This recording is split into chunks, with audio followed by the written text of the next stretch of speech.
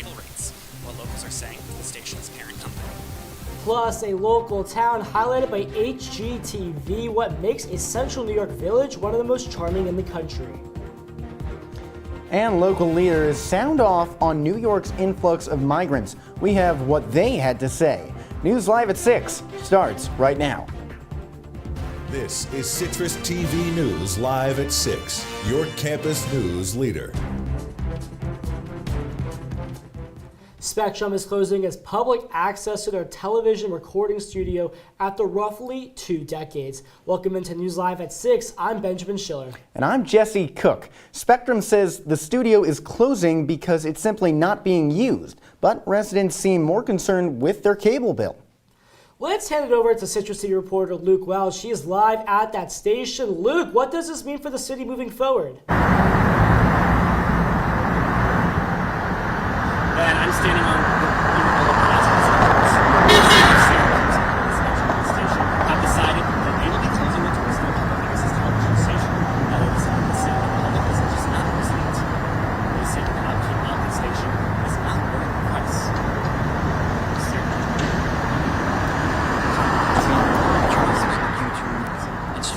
Why they are turning away.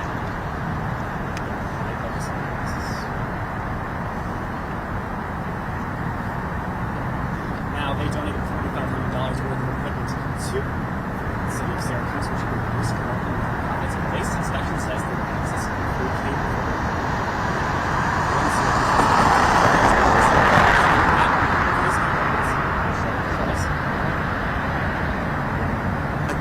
Spectrum Charter as a whole has created a monopoly, and the taxpayers are being overcharged. We saw that recently with where some of the networks were taken out. They have a control. They have a monopoly.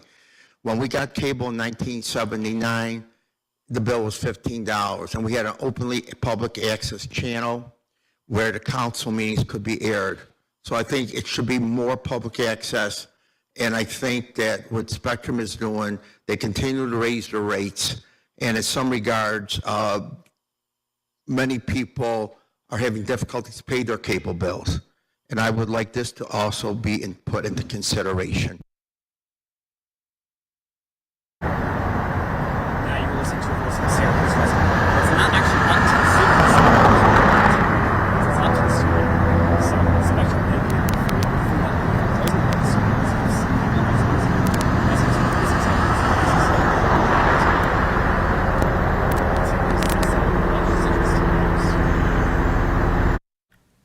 We apologize for those technical issues. TPS is offering a short police academy program for SU students, faculty, and staff. The program is a free 4-week program designed to give community members an idea of what it's like to protect and serve the campus. Each weekly session will be held at Lyman Hall, where participants will discuss DPS programs, policies, and procedures. Community members can apply at dps.syr.edu.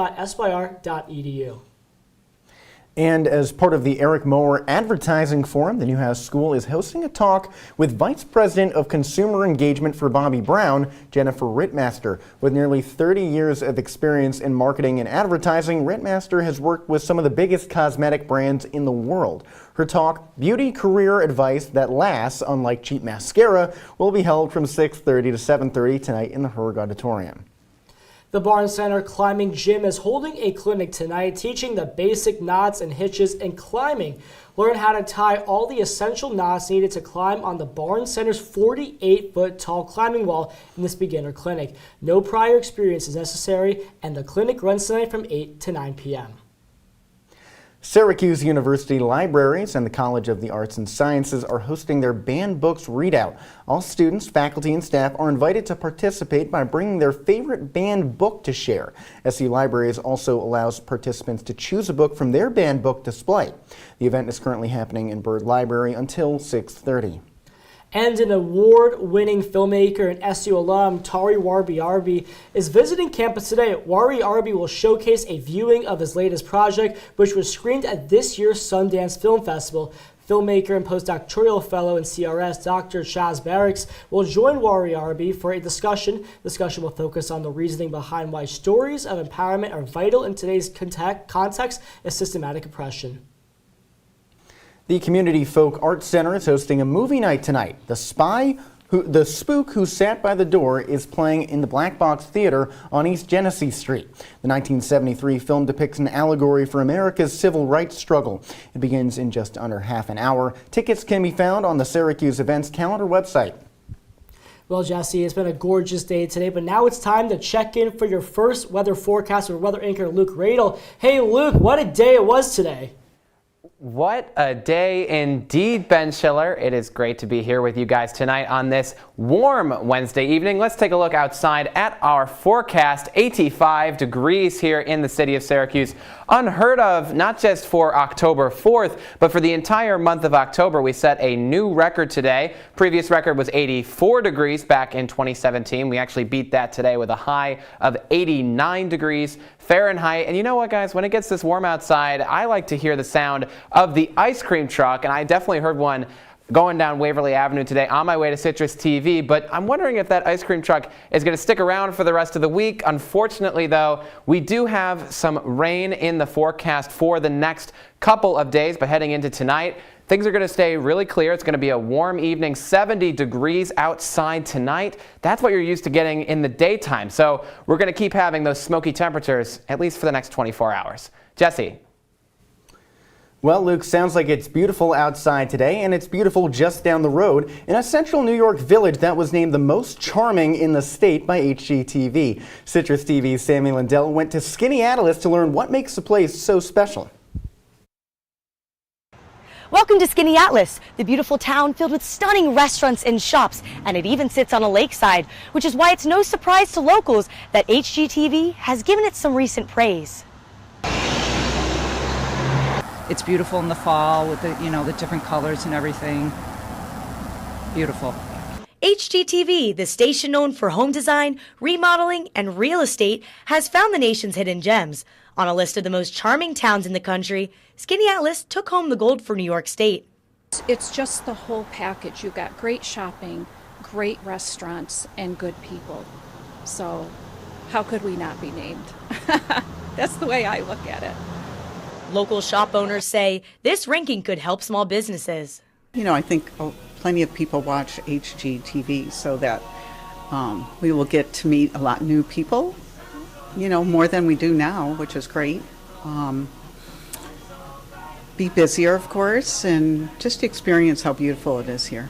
Hillary Fenner is the executive director at the Chamber of Commerce in Skaneateles. She calls this recognition an honor. We've made a real effort as the Chamber, as tourism in this area, to make sure that we have things going on throughout the whole year. So there's not only a wonderful tourism community, but there's also a wonderful local community here. Skaneateles ranked 31st in the country out of 50 towns, but again first for your New York State. In Skaneateles, Sammy Lindell, Citrus TV News. Thank you, Sammy, and those rankings can be found on the HGTV website. The latest on how New York State is handling the influx of migrants, County Executive Ryan McMahon says he won't fight efforts to get asylum seekers jobs. Governor Kathy Hochul announced Monday that she wants to fill 18,000 jobs statewide with migrants. It's unclear how many of those workers will come to Onondaga County. McMahon says he hasn't received any information from Hochul's office, and he is concerned the plan could be a strain on the community. New York City Mayor Eric Adams is sounding the alarm about the migrant flow as well. The Democrat is leaving for a 4-day trip to Latin America. He'll meet with local leaders there and observe what's happening on the ground. Adams says he wants to, quote, give the people of those areas a real story of what is happening in New York City, end quote. He also says he's unsure about how many more buses from the border will arrive, but he warns that, quote, New York is out of capacity, end quote. And sticking with politics, Syracuse Congressman Brandon Williams traveled to the southern border last week, and he wants other New York lawmakers to do the same. Williams sent a letter to all New York congressional members earlier this week. He blames President Biden and Governor Kathy Hochul for what he calls a border crisis. It's unclear whether any of his colleagues will join him on the trip amid the speaker drama on Capitol Hill. And speaking of that speaker drama, Congressman Williams is also reacting to the dramatic removal of his former boss, former Speaker Kevin McCarthy. Remember, just a few weeks ago, McCarthy visited Syracuse to hold a fundraiser for Williams, but now McCarthy is Speaker no more. In a statement, Williams criticized Democrats and a small group of Republicans who voted against McCarthy. He says they, quote, have thrown Congress into uncharted waters without any plan for governing, end quote. The House will likely go without a speaker until early next week. As of now, it is unclear who Williams will support to replace McCarthy. Two owners of the Snowden apartments are working to turn the property around while also fighting federal charges. Brothers Gregory and Matthew Purdy are moving into the building on James Street while the improvement plan begins. But a U.S. attorney says the men were in the crowd on January 6th and that one of them made contact with police officers. Both men have pled not guilty, and the charges won't impact the redevelopment of Snowden apartments. The Manlius Town Board is set to hear the push for a private school security officer for the Immaculate Conception School. The town of Manlius says it's not legal for the town to contract with a private entity, even a school. The principal says more than 85% of parents support hiring a security officer. The Onondaga County Sheriff criticized the previous administration at the Sheriff's office yesterday. Toby Shelley accuses former County Sheriff Eugene Conway of impeding on the transition of power. Shelley says they shredded everything they could use tax dollars to pay for a shredder truck to be parked in front of the Sheriff's headquarters for 5 days. Shelley alleges this has led to the lack of operational plans. And coming up, strikes from healthcare workers may lead to delays at the doctor's office, and what the SAG-AFTRA strike ending could mean for your Netflix bill. And Donald Trump's legal proceedings continue. The former president made another post on Truth Social that once again stirred controversy. After the break. Welcome back to Review Crew. On today's episode, we're going to review Everything Everywhere All at Once. Here's a trailer for Doctor Strange in the Multiverse of Madness. Let's talk about this movie now. Let's talk about it. I liked it a lot. I love Kick-Ass. There are parts of me that want to just go through frame by frame and see every single multiverse when they'd have those flashes. Yeah, the big flashes. Me too. Talented, funny, handsome. Tim, come on. You got it all, buddy. You're like my own person. Look who's talking. Come on. See you next week. When I was in foster care, I never knew when I would have to move. So I always had my suitcase ready to go. Then one day I was adopted. My new parents opened their hearts and home to me. My parents cook my favorite breakfast for me every morning. My parents take me on trips I never thought I would go on. They gave me a home and an even better reason to use that suitcase. My parents aren't perfect, but they're perfect for me.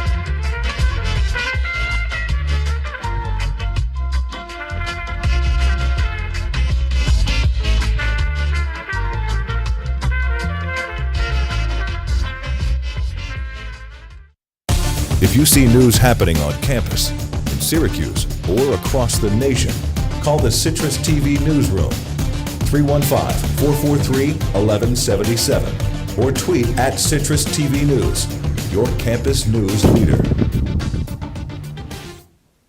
75,000 healthcare workers are on strike nationwide in the latest labor movement to hit the United States. Welcome back to Citrus TV News. The coalition of Kaiser Permanente unions approved a 3-day strike for nurses, home health aides, and technicians across various departments. The doctors are not striking. The strike could lead to delays for non-emergency appointments and procedure. Kaiser Permanente serves nearly 13 million people across the country. The union is looking for a $25 hourly minimum wage with increases of 6 to 7% in the next 4 years. Kaiser's only proposed hourly wages of $21 to $23. From one picket line to another, the SAG-AFTRA actors strike is still ongoing, but may be coming to a close. Union reps in the major studios are meeting to negotiate this week, but reports are suggesting that after raising actor pay, one streaming service could pass this bill on to you. The Wall Street Journal reports that Netflix will be hiking the price for its ad-free plan. The streamer currently costs $15.49 a month. It is unclear how much prices will increase and when they will come into effect, but since news broke of the price hikes, Netflix shares have gone up almost 3%. And the latest on the civil fraud trial of Donald Trump. The former president has been issued a gag order by the judge presiding over the case after publicly ranting about the proceedings. The gag order was made after Trump attacked Judge Arthur Engoron's clerk on his Truth Social platform. In the post, Trump claimed she was a, quote, girlfriend to Senate Majority Leader Chuck Schumer and added a picture of the two together. Speaking in the court on the gag order, Engoron said, quote, consider this statement an order forbidding all parties from posting, emailing, or speaking publicly about any members of my staff. Failure to abide by this will result in serious sanctions. And back to the news on Capitol Hill. With Kevin McCarthy voted out of the office as Speaker, the search for a new Speaker is underway. Representative Jim Jordan of Ohio and House Majority Leader Steve Scalise of Louisiana have both thrown their hat into the ring. Jordan is the founder of far-right Freedom Caucus, while Scalise is more closely allied with McCarthy.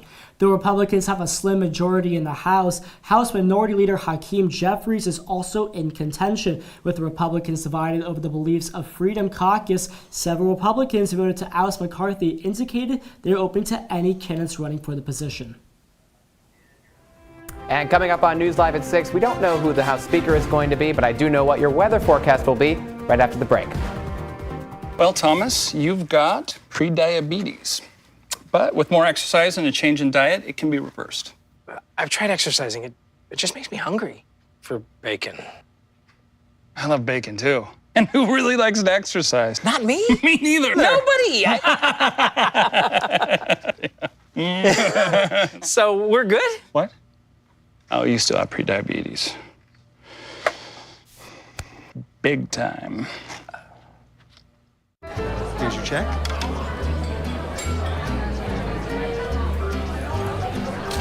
Oh, you got it. You know, since I got rid of my car, I really enjoy walking. Hey? God, no. Getting pulled over for buzz driving could cost you around $10,000 in fines, legal fees, and increased insurance rates. Oh, you're home early. You live with your mom? That'll set your game back a few years. Buzzed, busted, and broke. Because buzz driving is drunk driving. Your daughter just had her first breakup. Do you A, put yourself in her shoes? B, console her? Don't worry, sweetie. This is gonna happen a lot. Or C, find her a new boyfriend? Nice, single boys.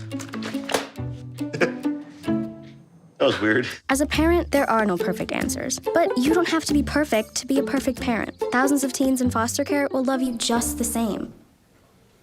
Welcome back to News Live at 6. It's hot outside, it's October, that's unprecedented. It is unprecedented, and you would think around this time of the year we'll start getting our sweaters on, we'll walk into class with our sweatpants, but no, it's been mid-80s this week. It's been a sweater coming into all classes, even coming into the station today. Well, we're still wearing suit jackets, and someone else who is, and someone else who has been sweating through it all is Luke Radel with our weather report. Thank you, Jesse. Listen, the suit and tie is not good weather for tonight. It's going to be sunset around 6:40, about 10 minutes after we step off air. And like I said before, same temperatures that we'd be expecting during the daytime this time of year, and maybe even a little bit warmer. But I do have a brief confession to make, guys. Last week on News Live at 6, I told you that you could put your umbrellas away. There was going to be no rain in Syracuse for the next 10 days. Well, that was 7 days ago.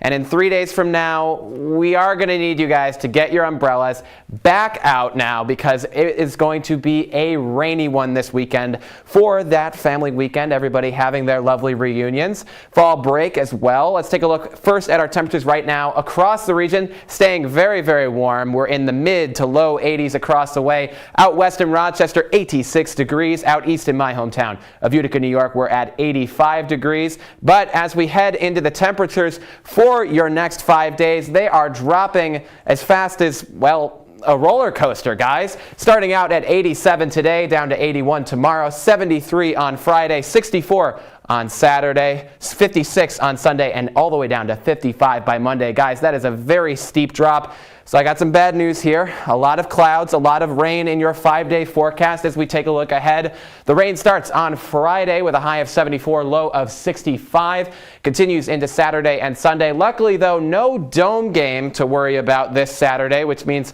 the Darty weather, not going to be good, but no game to pregame anyway. So, Jesse and Ben, I'm going to throw it back over to you guys. Sorry for the bad news, man. That's right. Bad news in Syracuse, not on the road. Thanks, Jesse. Syracuse football had its work cut out for it against Clemson, but the challenge might get even tougher this weekend. Find out why after these messages.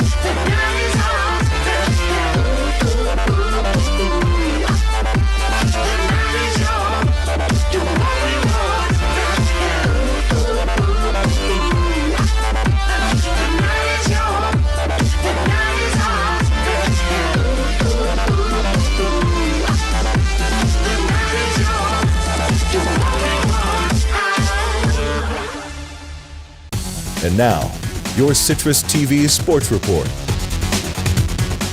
Syracuse football could see the best player it sees all season this weekend. Welcome into sports. I'm Liam Griffin. When the Orange travel to take on number 14 North Carolina this Saturday, they'll have to deal with preseason ACC Player of the Year Drake May. The redshirt sophomore quarterback already has almost 1,200 passing yards through just 4 games and completes over 70% of his passes. SU head coach Dino Babers is well aware of the threat that Tar Heels gunslinger poses. No, this will be the best quarterback we played this year, and obviously the guy last Saturday played extremely well. But you know, this guy is different. He's going to be an NFL guy, and he's what makes that team go on offense. And he gets his playmakers the ball in situations where they can make plays, and that's the reason why they're a very explosive team. They score a lot of points. May is a consensus early first-round pick in 2024 mock drafts. Syracuse has yet to see him in his collegiate career, but that all changes on Saturday as the Orange seek to avoid a 2-game skid and hand May and the Tar Heels their first loss of the season. Kickoff Saturday is scheduled for 3:30. Follow our Braden Reed on X at BradenReed6 for updates throughout the contest. Staying on the hill, Syracuse men's soccer took on Colgate at SU Soccer Stadium. 11th minute, Nicholas Kalukian comes oh so close to tallying the first goal of the game, but have no fear because a minute later, he got his revenge. His 3rd goal of the season to put the Orange on top 1-0. Into the 30th minute now, Colgate's offense on the attack. It's Connor Cates looking to shoot, but Jaheim Wickham had other ideas, making just his 2nd career start, coming up big there. Into the second half, Noah Singleman comes oh so close off a beautiful pass. Still 1-0 Qs into the 60th minute as Adam Pham attacks for the Raiders but hits the post with the shot Spoiler alert, that was as close as Colgate got to scoring for the rest of the game. Syracuse had a chance to extend its lead there, but the shot sails high, and in the waning minutes, Syracuse finishes off a 1-0 victory over Colgate. It is back in action on Friday at 7:30 when it visits number 13 North Carolina. To the hardwood, Syracuse men's basketball's non-conference game has tickets on sale now. Some notable slates include November 14th against Colgate. The Raiders have beaten the Orange by 12+ points in each of their last 2 matchups. Also, Syracuse takes on LSU on the 28th in the inaugural ACC-SEC Challenge. And finally, playoff baseball is underway and scores are already in from this afternoon's slate of games. Rangers taking down the Rays 7-1. Winning their series, they will take on the Orioles in the ALDS. Twins up early on the Blue Jays into the 5th inning, looking to wrap up their series with the Blue Jays. National League games don't start for a little while. Arizona up 1-0 on Milwaukee. Corbin Carroll hit a bomb yesterday to put Arizona up 1-0. And then Ben Schiller's Marlins take on the Phillies in Game 2 tonight. And Ben, I hate to be the bearer of bad news. Your team's on the brink of elimination. Well, as Citrus TV's resident Marlins fan, I have to say I think the Marlins will play good matchups against Phillies. I think this series goes to 3. I think it's a coin flip about who takes home the first round of the playoffs with Phillies and Marlins. I want to say I'm kind of jumping to the NLDS right now, but Phillies and Marlins. Now, Liam, I'm wondering who's going to win the World Series. Houston. Oh, come on. I don't like saying it, but they're the best team in baseball. No, you got the Braves. You got the Rangers. Until someone beats Houston, they're still the best. That's a fair point, but we got more after the break. We'll be back with Citrus TV News. That's Liam Griffin, Ben Schiller, Jesse Cook, and Luke Radel will be back with us in a bit. Adventure can be found anywhere, but the best place to start is in the forest. I spy something beginning with S. Snow? No. Snow-covered trees? Nothing to do with snow. Head outside to discover incredible animals and beautiful plants that come together to create an unforgettable adventure. Wow. So grab your loved ones. Don't even. And explore a world of possibilities. Come on, this way. Visit discovertheforest.org to find the closest forest or park to you. Look at you. You're at the top of your game. You're unstoppable. Nothing can throw you off track. Wait, is that your car? Uh-oh. Yeah, I saw that coming. That will throw you off track. You're looking at around 10 grand in fines, legal fees, and increased insurance rates. Let's try this again. Smart move. Because buzz driving is drunk driving.